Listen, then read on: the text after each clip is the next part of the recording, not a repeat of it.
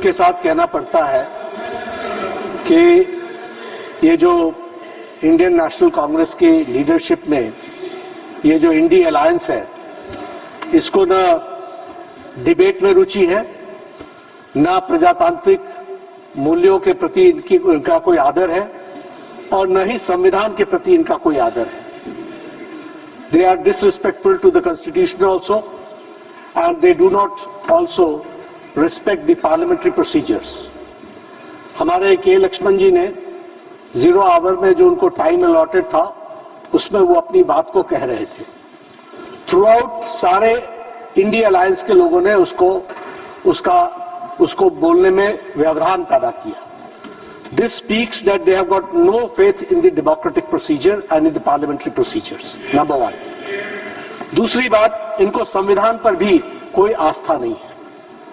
जो बात लक्ष्मण जी उठा रहे थे, ये इंडिया अलायंस के लोग, इंडियन नेशनल कांग्रेस के लीडरशिप में जो चल रही पार्टियां हैं, ये सब हमारे मुस्लिम भाइयों का वोट बैंक की राजनीति करते रहे इतने साल।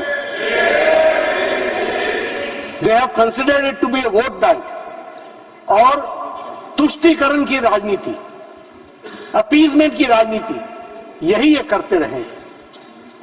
जो बात लक्ष्मण जी ने कही कि ओबीसी में मुस्लिम्स की रिजर्वेशन का प्रावधान नहीं है, ये संविधान से जुड़ा हुआ विषय है और आंध्र प्रदेश के हाईकोर्ट ने इसको स्ट्रक डाउन किया। बाबा साहब ने अपने वक्तव्य में कहा कि यह सिर्फ हिंदुओं के लिए ओबीसी की कैटेगरी है,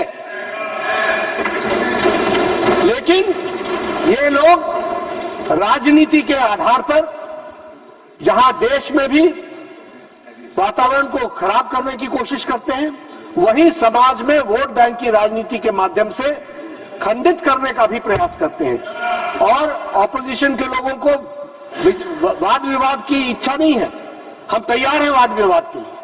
हमने कहा है कि यह सरकार मोदी जी के नेतृत्व में किसी भी विषय पर चर्चा करने के लिए तैयार है, ये बात हमको ध्यान में रखनी चाहिए। लेकिन इस तरीके से भाग जाना, इस तरीके से ऑपोजिशन करना, यह अशोभनीय है। मैं इसकी निंदा करता हूं और मैं चाहता हूं कि इनको सद्बुद्धि आए। और फिर मैं बोलना चाहता हूं कि अबोध बालक के जो कारनामे हैं, उससे इंडियन नेशनल कांग्रेस को बंधक न बनाए, उससे निकले और नई सोच के साथ आगे बढ़े, इस बात को ध्यान में रखें।